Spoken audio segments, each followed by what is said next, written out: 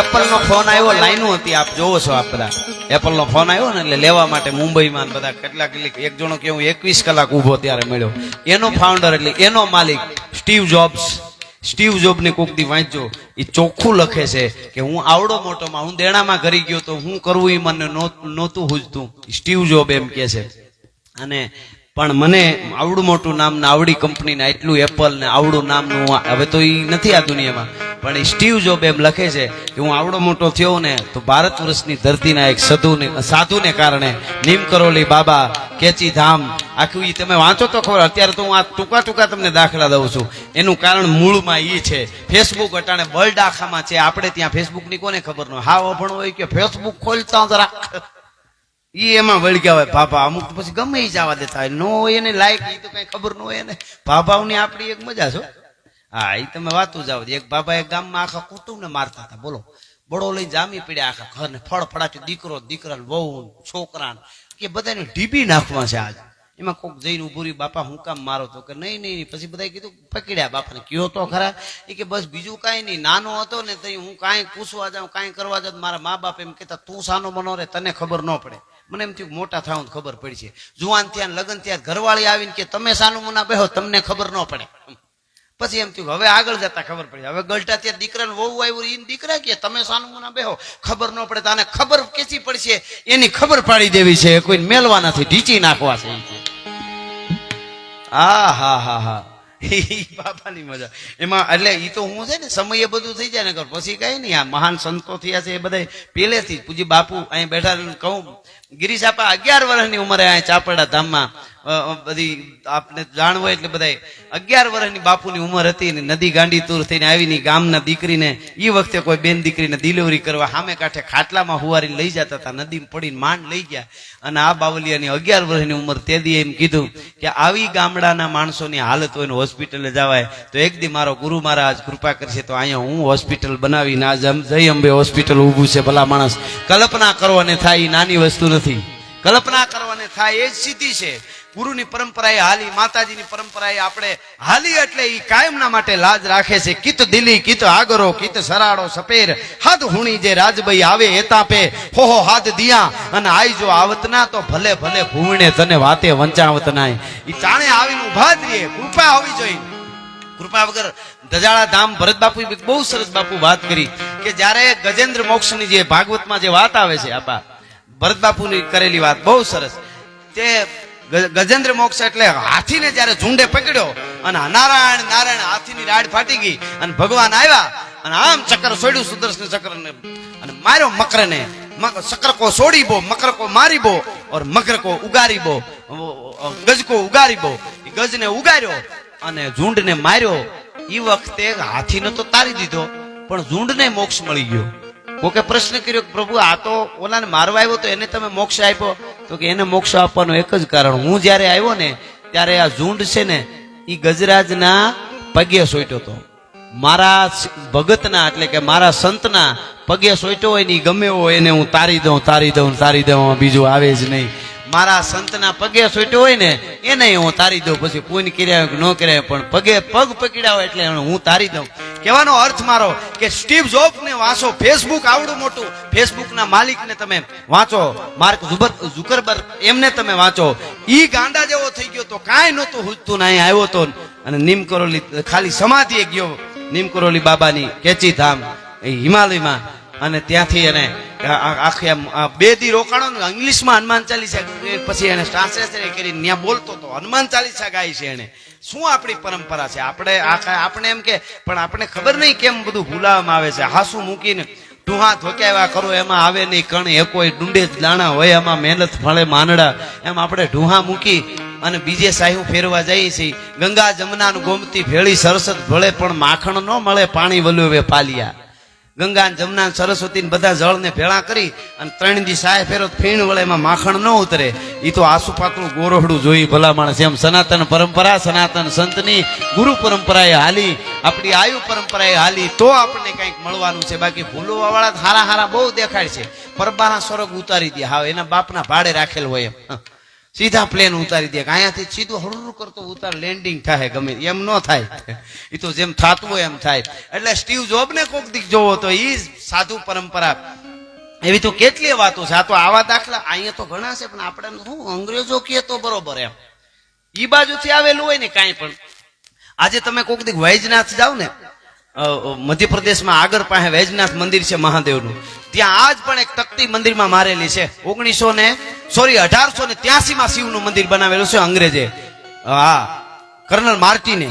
આખી વાત આ તો યાદ આવી, માનું ગીત ગાતા ગાતા સોનબાઈમાં અમારા ક્રાંતિકારી જોગમાયા, એટલે મને આ વચ્ચે વાત, એટલે આવા પુરાવા દઈ તો ખબર પડે એમ. ઘણા એમ કે ને એકચ્યુઅલી ભગવાન ક્યાંય હોય નહીં. આપણે કઈ ભગવાન જગાડે, ભગવાન હુવારે, ભગવાન ભૂખ લગાડે, ભગવાન પચાવે. એક જણ કે એકચ્યુઅલી ભગવાન ન જગાડે તો અલાર્મ મૂકીને જાગી શકાય છે. હવે એને બહુ સમજાવવાની કોશિશ ન કરવી. જેને જલારામ નથી જગાડી શકાય એને અલાર્મ કોઈ દી જગાડવાનો છે જ નહીં. એને જલારામ નથી જગાડી શકાય એને અલાર્મ ક્યાં જગાડવાનું છે? એ તો જેને જાગવું છે એને સંપૂર્ણ જે આપી દે. જલારામ બાપાને પરમાત્મા અહીંયા જેમ બન્યું સગાડસાને ત્યાં આવ્યા એમ જ નહીં આવ્યા, અને કીધું કે તમારા પત્નીને મારી હારે મોકલો, મારું શરીર ધ્રુજે છે, રોટલા ઘડે એવું કોઈ છે નહીં, દેહ કામ કરતો નથી, તો રોટલા ઘડી દે મારી સેવા કરે. વીરબાઈમાં દળના દળતા હતા ત્યાં જઈને એટલું જ કીધું જલારામ બાપાએ, ભંડારણ એક સાધુ આવ્યો છે ને હવે પત્ની વાત થઈ ગઈ છે, તમને કઈ હકતો નથી કે શું છે કયો નહીં. ભગત કે તમને એની હારે લઈ જાઓ અને કહે છે. ઉભા થઈને પગે લાગીને એટલું જ કીધું કે આટકોટ થી પરણીને આવી આજ દી સુધીમાં ભૂલ થઈ હોય તો માફ કરજો, અને હું જાઉં છું એટલું નહીં, મનોમન કીધું તું ભગત ઈ સાધુ હોય તો ભલે, બાપુ બાવો હોય તો ભલે, અને પરમાત્મા હોય તો ભલે, વીરપુરનો સીમાડો વટે એની પેલા જો ધ્રુજાવી ન દઉં તો ભારતની આરી નારી નો કહેવા ભલા માણસ. આ મારું વચન છે, મનોમન કીધું તું, મોઢે નો કીધું. અને નીકળ્યો વીરપુરના પાદરમાં ગયા તો ભગવાન ઉપરથી માકારા થવા માંડ્યા, ઇન્દ્ર મીંડ્યા કેવા ભ્રમાન. નીકળી જા, જો એને સતી હંસો એને ખબર પડી ગઈ ને તો નાનો બાળક બનાવી દે એની પેલા નીકળી જા. અને જોડીને દંડીઓ દઈને પરમાત્મા ગયા. આપ જાણો છો હતાધારમાં નગારા મીડ્યા હતા તેથી વાગવા, ધણનાટ્યું બોલવા માંડીને આપા ગીગા દાંત કાઢતા હતા. કોઈ કીધું કે આ બધું શું છે? તો કે વીરપુરમાં જોગી જલિયાણે મોતીડું ફોરવી લીધું છે, આ બીજ કે જગુ કે મોતી ફ્રોઈ લે તો ફ્રોઈ લે. એમ કહેવાનો અર્થ મારો કે આજ કોક દી મધ્યપ્રદેશમાં જાઓ, આગળની પાસે વૈજનાથ મહાદેવના મંદિરમાં તકતી છે.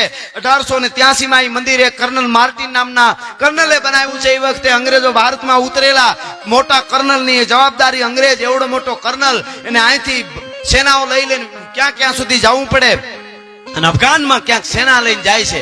સેના બધી આપણા દેશની જ ભેળી હતી એનામાં. એ અંગ્રેજો અહીંયા અફઘાનિસ્તાનમાં લડવા માટે જાય છે, અને થોડા સમયે કાગળ લખીને ખેપિયાને ત્યાંથી મોકલતો હતો અમુક સમયે. કારણ કે કર્નલની પત્ની એવડો મોટો બંગલો બનાવી ત્યાં આગળમાં રહીએ, એટલે ભાઈ એને તો ચિંતા હોય ને, તો એક પછી એક અસવારને મોકલે. અમુક દિવસો પછી અહીં કાગળ લઈને આવે કે અમે બધા બરાબર ખુશ થઈ, અમને કાંઈ વાંધો નથી. એ સિલસિલો ચાલુ. એમાં થોડાક દી એવું બની ગયું, એવા યુદ્ધમાં ઘેરાઈ ગયા. ઘણા સમય સુધી કાગળ લખીને ખેપિયાને મોકલી ન શક્યો એ માણસ કર્નલ માર્ટિન, એ અંગ્રેજ. અહીંયાની બાઈને એમની પત્ની જે અંગ્રેજ ગોરી હતી એમને હોક નથી થતું, કાંઈક થઈ ગયું હશે મારા હસબન્ડને, કાંઈક થઈ ગયું હશે, શું કરું? અકળાય છે, હાલતી થઈ આમ અડિયું કાઢે, નદી બાજુ જાય. એમાં વૈજનાથ મંદિરની બાજુમાંથી નીકળી, અને એમાં શ્રાવણ મહિનો હતો, અને મહાદેવ ભોળિયાનાથ ને ભૂદેવો છે એના મુખેથી ધોધ શ્લોકોના વહે છે. અને મહાદેવ ભોળિયાનાથ નું ગંગ બાર જટ ધાર મંડી યમ યાદ યંગ ચંગ લઈને ચંડી યમ બાલ ચંદ બિંબ લાલ જ્વાલ યમ કંગ નમ ભુજંગ મુંડ માલ યમ સુલ પાન એપી નાગ સદ નમ ડાક ડમરુ ય બાજ બજનમ જંગ જીત નીત ભંગ ખાવનમ ખ્યાલ પ્રેત જાલ કો ખિલાવનમ વ્યાલ યાર ખાલની બાસનમ કે હરી વિષાદ કીન ગાસનમ અંગ ગોબી ભૂતિ રંગ ચંડી યમ જોગ ભોગ ધ્યાન પ્રાણ દ્રઢ યમ દેવ દાન માન ગેસ બંદતમ બંદિતમ કલે સુર કંદનમ કામ નામની સ્ફૂર્ણમ કરમ જય મહેશ જય મહેશ જય મહેશ જય હરમ મહાદેવના નારા લાગતા હતા. પાસે ગઈ તો અંદર કઈક આમ તડફડતી હતી, પણ અંદર કઈક શાંતિનો અનુભૂતિ થતી એવું લાગ્યું કે અહીંયા કઈક છે. અને જાય છે, વિજ્ઞાને હવે સાબિત કરી દીધું.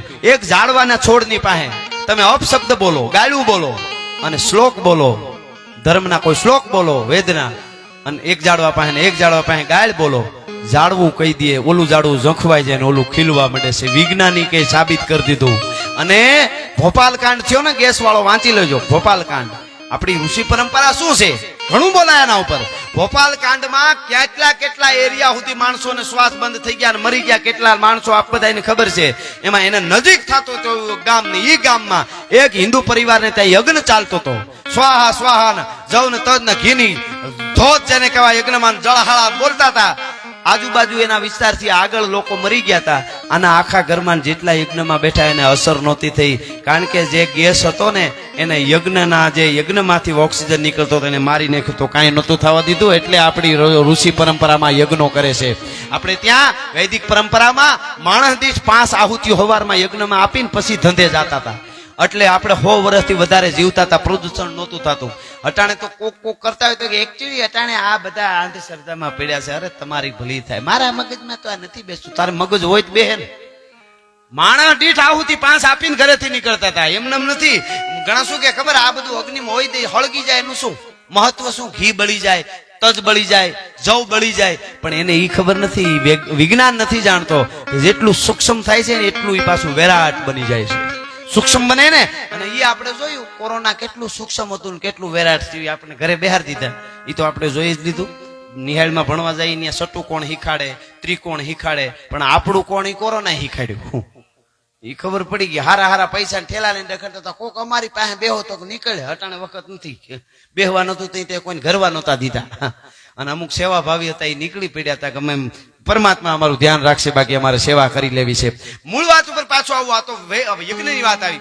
એ યજ્ઞો ચાલતા હતા શિવના મંદિરમાં, વૈજનાથ મંદિરમાં. ભૂરડીબાઈ અંગ્રેજની બાઈ ગઈ. સત્ય જે અંગ્રેજ લખે છે એ કહું છું. ઘણા નકર આમ નથી મગજમાં આવે તો એટલે આવી વાતો સાચી લઈ આવીને કેવી પડે. આપણી તો સાચી જ છે, કેટલી હશે. એ બાઈ ને અંદર કઈક શાંતિ મળી, એ ઓમ નમઃ શિવાય કરીને બેહી ગઈ. અને અટાણે તો દેશ વિદેશથી કેટલા આવીને સંન્યાસ લઈ લે છે ભૂરિયાઓ.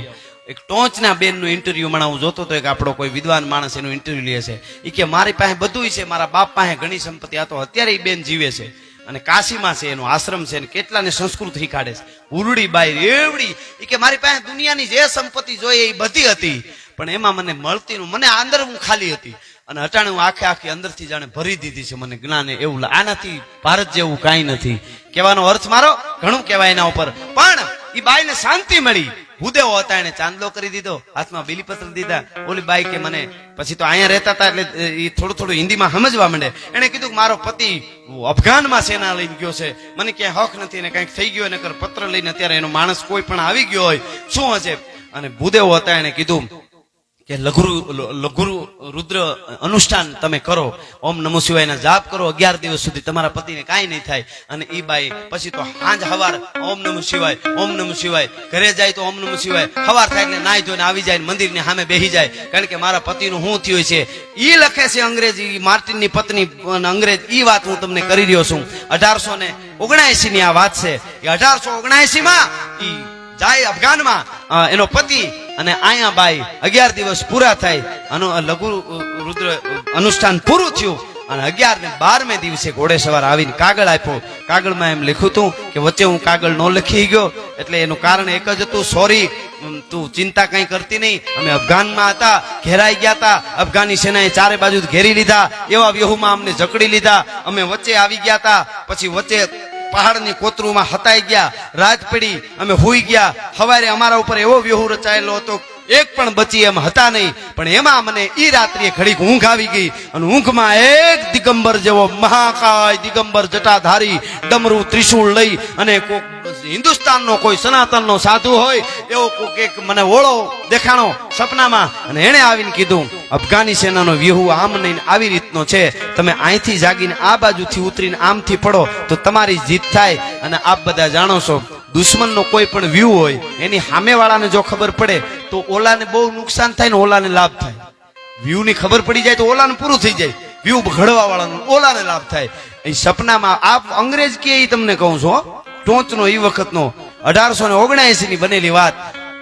એ કાગળ લખીને કે આમાં એમાં મને સપનું આવ્યું અને મને આખો વ્યૂહની ખબર પડી ગઈ અને રાતમાં જાગીને અમારી સેના ખાબકી અફઘાની સેનાને કંઈક ને કાપી નાખ્યા, કંઈક ભાગી ગયા અને આપણી ફતેહ થઈ છે અને હવે હું કાગળ લખતો લઈશ એમ કરીને જીત મેળવીને પાછો વળ્યો અને પાછો અહીંયા આવ્યો. એની બાઈ રોવા માંડી મંદિરે આવીને પૂજારીઓ પાસે અને પૂજારીઓને આ બધી વાત કરી કાગળ વાંચીને અને પછી ઓલો પાછો અહીંયા આવી ગયો અને 1879 માં યુદ્ધમાં જીતેલો મહાદેવ ભોળિયો અહીંયા આવી અને શિવ મંદિરમાં ગયો.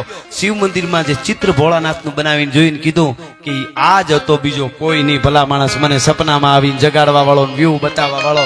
અને તેથી એના પછી 3 વર્ષે મંદિરનું કામ શરૂ તરત કરી દીધું. 3 વર્ષે 15,000 નો ખર્ચો કરીને કર્નલ માર્ટીને વૈજનાથ આગળની પાસે વૈજનાથ મંદિર ભોળાનાથનું 15,000 તે દીના એટલે અટાણના 15 કરોડ થાય. તે દી એકચ્યુઅલી 15,000 ની જમીન લઈ લીધી હોય તો આજે 15 કરોડ માં ન મળે. એટલે એ વખતે 15,000 નો ખર્ચો કરીને વૈજનાથ મંદિર બનાવ્યું અને 1883 માં એ મંદિર પૂરું થયું અને જીર્ણોદ્ધાર કર્યો. આજ પણ કોક દી આગળમાં વૈજનાથ મંદિર જાઓ તો કર્નલ માર્ટીન અને એની પત્નીના 15,000 રૂપિયા લખીને બનેલી તકતી છે. આ આપણી પરંપરા છે, પણ એ પરંપરાને પૂરી રીતે આપણે જો સમજી શકીએ, આ ચેતનાને આપણે ઓળખી જાય, ચેતનાની યારે થોડાક જોઈન્ટ થાય, થોડાક એની આપણે આપણી પાસે જાય તો આ બધું મળે. એટલે એ આપણી ચેતના છે ને એવી ચેતના અમારી મઠડા વાળી સોનબાઈમાં હતી. એટલે શિવાતણી તે કરી ચડતી પેલે પિયાળે રાસ રમતી વળી તું રે મંડખડી પાવાય ગઢમાં તું જ પોગી, પાવાય ગઢમાં તું જ પોગી ક્રોડ જમાડ્યા કાપડી શિવાતણી તે કરી ચડતી, શિવાતણી તે કરી ચડતી હમીર ઘર ગઈ અવતરી ભગવાન જેવી હેડિયાળી માત સોનલ તુમયા.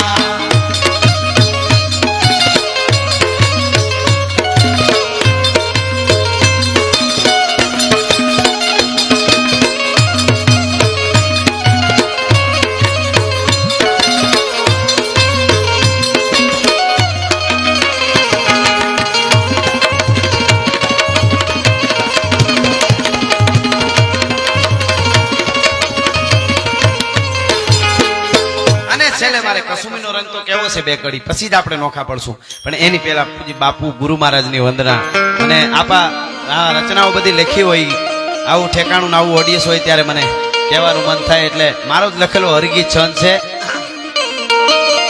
પછી કસુમીના રંગની બે કડી કરીને આપણે છૂટા પડશું. એટલે પણ આ કવિતા સાંભળજો. કે રામાયણ ભક્તિ રસ બધો પ્યાલા ભરીને ભક્તિ રસ બધો પ્યાલા ભરીને પી ગયો, સંસારની જગજાળમાંથી મુક્ત થઈ મન કી ગયો.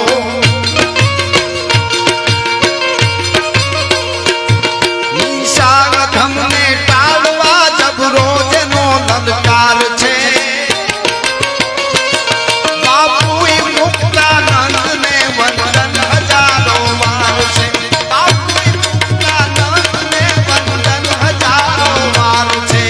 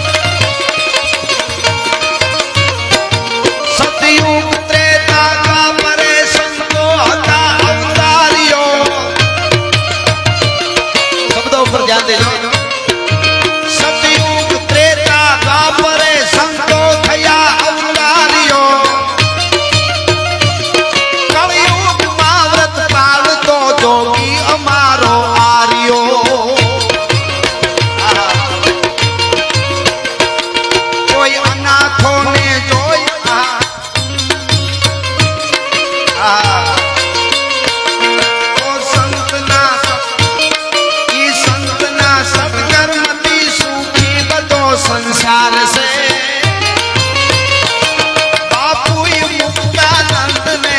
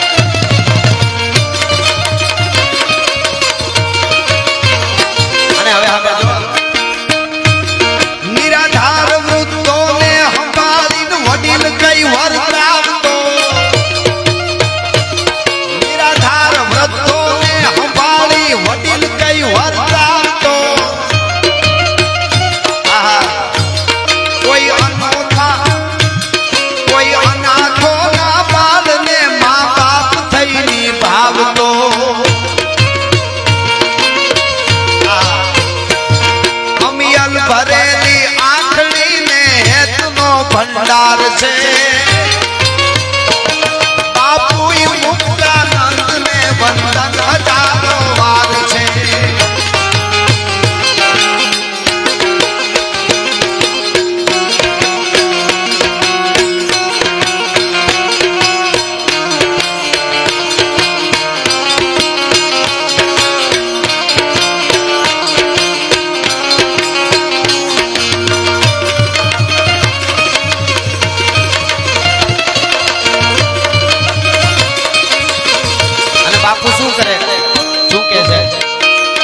તમે શ્રદ્ધાથી જાત્રાએ જાઓ સારી વાત છે પણ ખાલી શ્રદ્ધાથી જવાનું પ્રવાસની જેમ નહીં એટલે આ કડીમાં મેં લખ્યું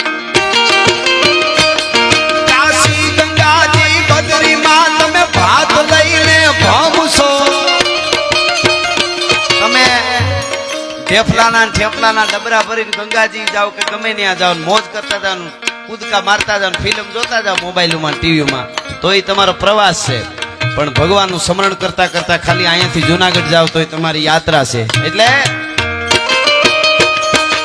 કાશી ગંગાજી બદ્રીમાં તમે ભાત લઈને ભમશો ઈ તીર્થ નહીં પરવાસ ઈ તીર્થ નહીં પરવાસ છે ગોવિંદ ને ના ગમશો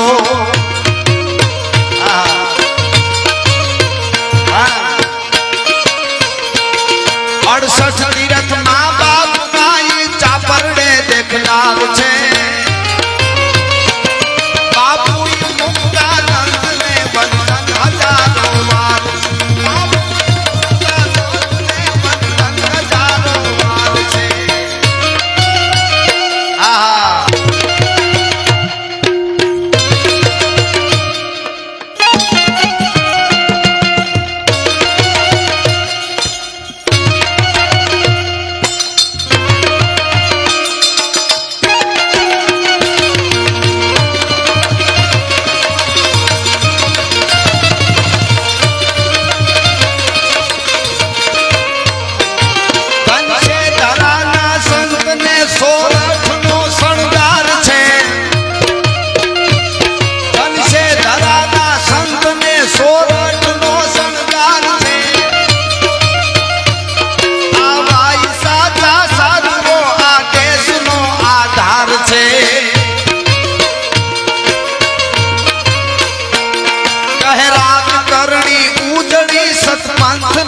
પડકાર છે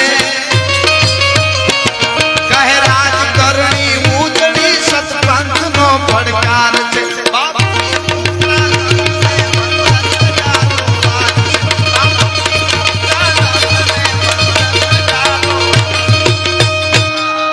બાપુ મુક્તાનંદ ને વંદન હજારો વાર છેલ્લે એક મુખડું ને એક કડી ઝવેરચંદ મેઘાણી ને આ અમીરાત આ ખવીરાત જેટલી વાતો કરી પ્રેમ ભાવ ભક્તિ કરુણા મળ્યું ક્યાંથી મેઘાણી કહે છે તો મારી જનની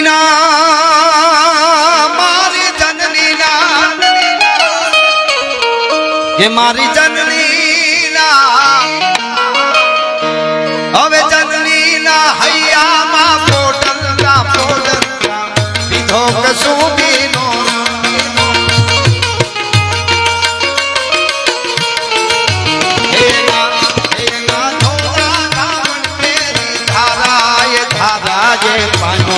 સુબીનો હો રાજ મને લાગ્યો સુબીનો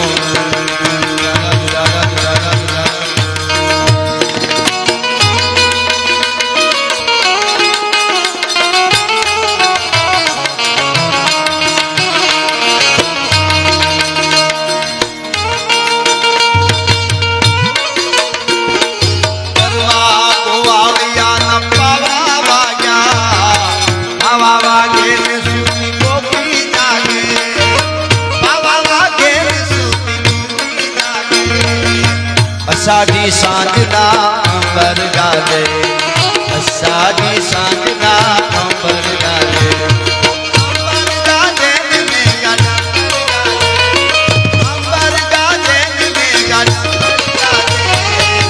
અષાઢી સાંજના અંબર ગાજે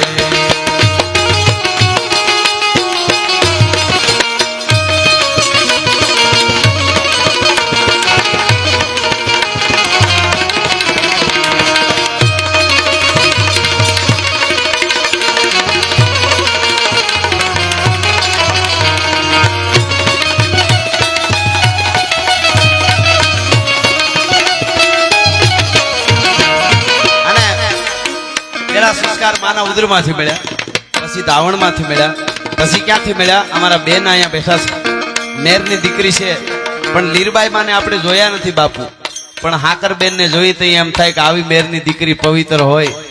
હકીકતમાં એનો રોટલો, એનો આવકાર, એની ખુમારી કોઈથી દીકરાથી આગળથી ખોટી રીતે નજર રાખીને રોડેથી કોઈથી ન નીકળાય. મેરની દીકરી કેવી હોય ને એની મહેરમાન ગતિ કરવી હોય તો હાકરબેન ને ત્યાં જવું પડે. કેટલા કેટલા બહારથી માણસો આવીને એવોર્ડ આપી ગયા છે, એમને વખાણ કરી તો ગમે નહીં, પણ મને એટલે અહીંયા કહેવાનું મન થાય છે કે ભક્તિની એક, અને જેણે પરિવાર માટે, પોતાના ભાઈઓ માટે થઈને આખી જિંદગી ભજન કરીને પિયરમાં બેહી અને મારા ભાઈઓને, એનો પરિવારને મારે ઉગારવો છે, એના માટે એના ઉપર વાર્તા થાય એવું છે. પણ અત્યારે હું ખાલી ઝાંખી આપા, આપને તો ખબર છે, એટલે માં સોનબાઈ માં જેવા જોગવાએ દીધેલા કેળાએ હાલ્યા એવા અહીંયા અમારા હાકરબેન બેઠા છે, એટલે મને એક કડી કહેવાનું મન થાય.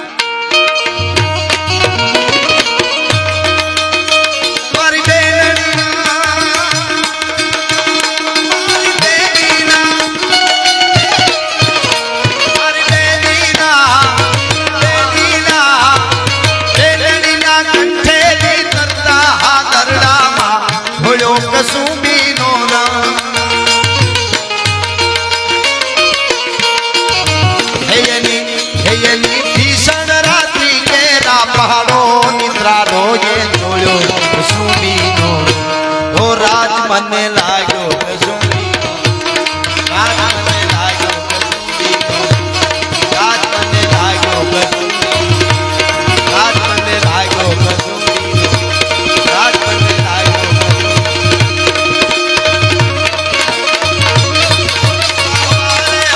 ફકીરાજી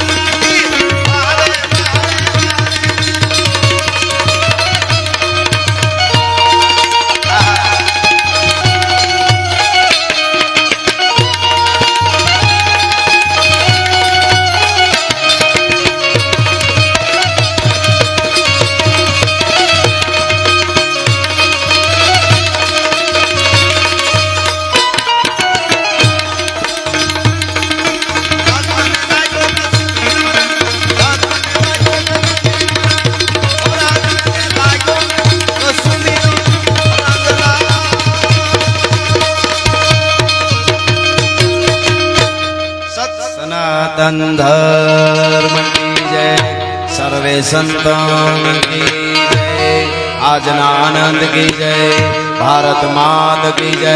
નમઃ પાર્વતી પતિ હર હર મહાદેવ.